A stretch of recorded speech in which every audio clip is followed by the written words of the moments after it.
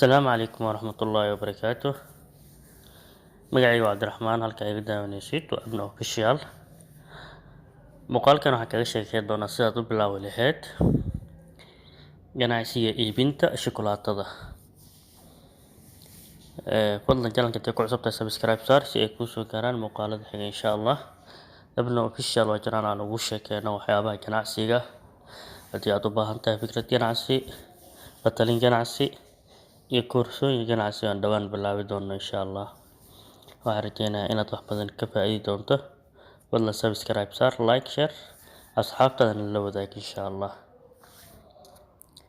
Shukulaatada waxaa lagu tiriyaa waxyaabaha adduunka ugu isticmaalka badan, sida carruurta, dumarka, iyo ragga qaarkood oo aad u jecel shukulaatada.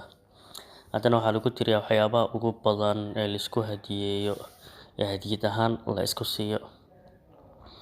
Ma tahay qof ku sameeya shukulaatada guriga? Ma tahay qof aad u jecel shukulaatada? Haddaba middaani waa fursad weyn oo ku xaqiijin karto mid ka mid ah ganacsiyada ugu weyn ee adduunka. Shukulaatadu waa meelaha laga sameeyo dakhliga badan.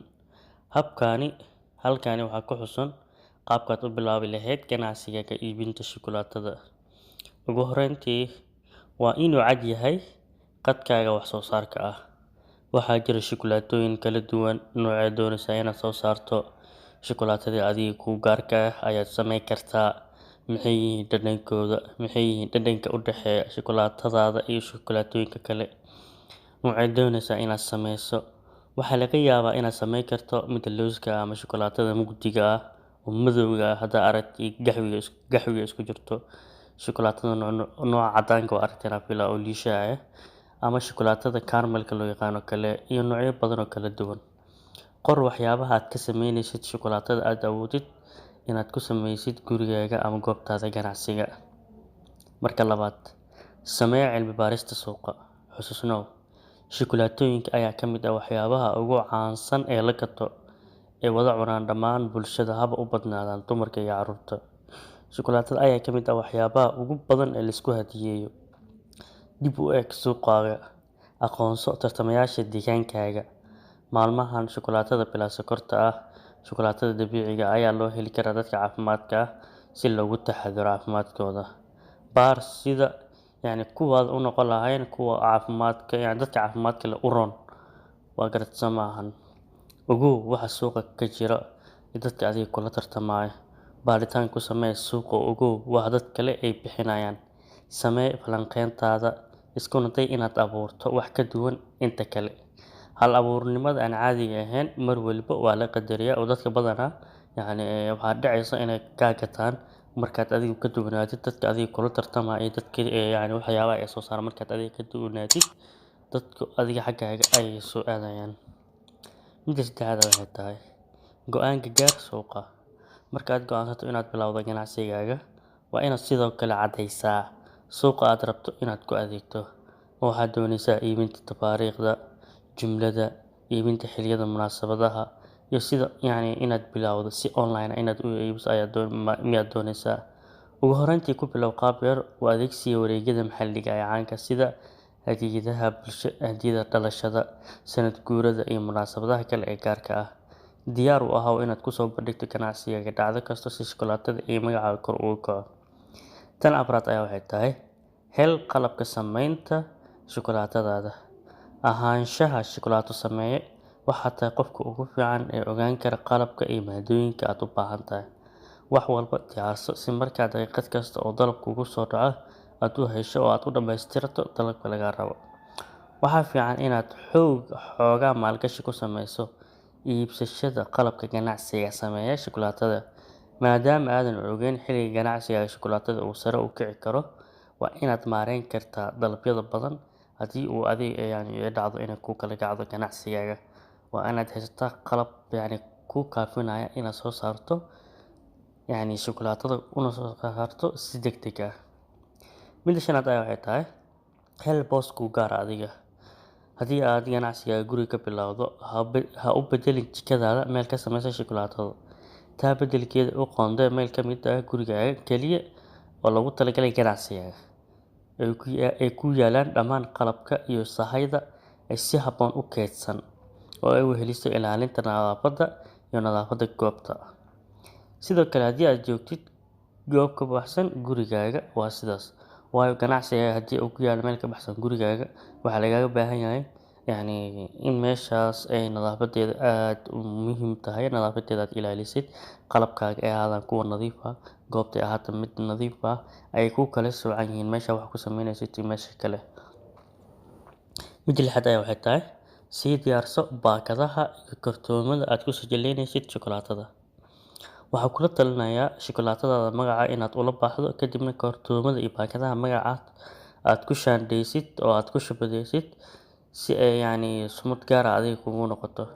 Si fiican u naqshadee kartoonka aad ugu talagashay shukulaatadaada, waayo waa hab soo jiidasho leh oo lagu iibiyo shukulaatada. Midda toddobaad, aqbal wixii dhaleecayn ah iyo feedback aad la kulanto. Si kastoo aad khibrad ugu leedahay samaynta shukulaatada, had iyo jeer waxaa jira fursad lagu horumariyo ganacsigaaga. Marka ha ka jeesan inaad jawaab ka hesho dadka kale. Shukulaatadaada ha dhadhamiyaan saaxiibadaada, qaraabadaada, qoyskaaga, kadibna qaado wixii fikradooda ah. Had iyo jeer waxaa lagula talinayaa inaad ka heshid jawaab celin macaamiishaada sidoo kale si aad horumar u sameyso. Intaani waa inta quseeya gudaha ganacsigaaga si uu u sii socdo. Waxaa jira cawaamil kugu xiran, waxaa ka mid ah inaad shati ganacsi sameysato, inaad iska diiwaan geliso state-ka ama gobolka aad ku nooshahay ama dalka aad ku nooshahay state-kiisa gaar ahaan, dowladda hoose, waaxda aad ku nooshahay, business license inaad haysatid, ma garatay. Inaad iska diiwaan geliso state-ka aad ku nooshahay ayay muhiimadu tahay. Inaad diyaar u tahay inaad bixiso wixii canshuur lagaa rabo. Ganacsi markaad bilowdid, waxaa kugu soo bilaabanaya wax loo yaqaan canshuur inaad iska bixisid. Inaad bank account furato si aad keyd uga dhigto. Sidoo kale, ganacsigaaga ka dhig mid online ah, waayo dhalinta badanaa online ayay u badan tahay. Sawirro iyo muuqaallo qurux badan ka soo qaad shukulaatada aad sameysay, qaabkaad u sameysay, dhanakeeda, muuqaal qurux badan, sawir qurux badan ka soo qaad, kadibna soo dhig WhatsApp-ka, Facebook-gaada, Instagram-kaaga iyo TikTok-ga. waa hab aad si fudud ugu soo bandhigi karto ganacsigaaga. Insha Allah muuqaal ayaan ka sameyn doonaa sida ganacsiga online aad u bilaabi karto iyo sida suuq weyn lagu sameeyo adigoo isticmaalaya aaladaha baraha bulshada sida Facebook-ga, Instagram-ka iyo wixii la mid ah. Agarsama soo ogsoonow mar walba inaad sawir qurux badan aad ka soo qaadato iyo muuqaalo qurux badan aad ka soo qaadato aad soo dhigto. Waxaa laga yaabaa inaad dhahdo qarash noocee ayaad geli karaa. Qarash wuu ku galayaa celcelis aad dhahnoo kale qarash aad u yar ilaa si aad meel hoose ugu bilaawdid oo from scratch sifir aad ugu soo bilaawdid eber aad ugu soo bilaawdid 1000 ilaa 1500 ama halaas oo kugu filan tahay.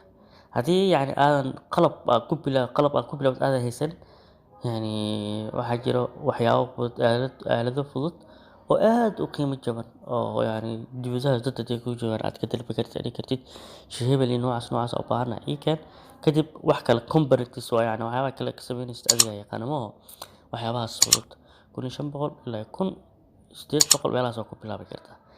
Laakiin haddii ay dhacdo ganacsiga inuu hore u dhaqaaqo oo weynaado, qarash badan ku galaya 8000, 10000, 5000 waa garsamaa oo hal mar company weyn aad furaysid waa garsamaa lacag intaas ku galayso. Laakiin muhiimadu waxay tahay inaad hoos ka soo bilaawdid, aad kor u bilaawdid, aad kor u socotid, waxay kaaga baahan tahay qarash aad u yar waa garsamahan. Xitaa waxaa dhici karta inaad YouTube aad booqatid aad dhahdo kale maxaa u baahanahay si aad shukulaato u sameeyo, maxaa u baahan Google-ka u tagi kartaa, waxaa dhihi kartaa maxaa u baahanahay si aad shukulaato u sameeyo, qalab noocee ah ayaan ku bilaabi karaa waa garsamahan.